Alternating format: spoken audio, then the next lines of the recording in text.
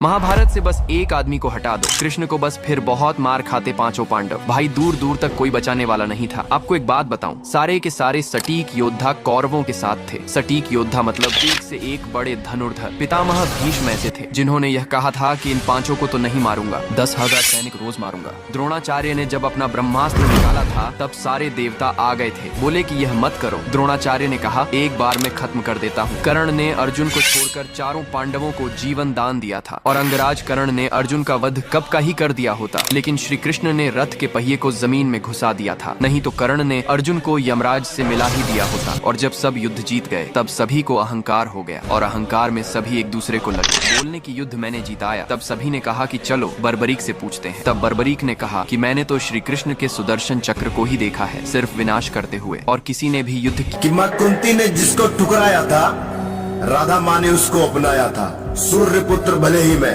पर सूत अधिरथ पुत्र कहलाया था। अरे क्रोध अपमान श्राप का बचपन से मेरा नाता था।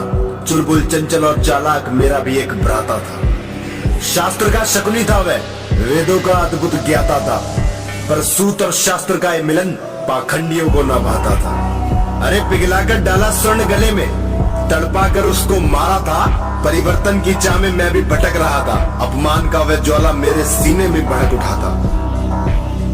समानता की आस में धनुर्विद्या के ज्ञान को पहुंचा मैं गुरु द्रोण के सम्मुख था, पर अहंकार ने उनको भी जकड़ा था। उनके मुख से बस यही निकला था कि शस्त्र पर सूत का अधिकार नहीं और अर्जुन के सिवा मेरी नजरों में कोई महान नहीं। अरे तिरस्कार का बोध व्याप्त था मेरे अंदर, जैसे किसी प्यासे के सम्मुख हो सूखा समंदर। फिर नियति ने अपना खेल दिखलाया, गुरु द्रोण के गुरु परशुराम से मुझे मिलवाया।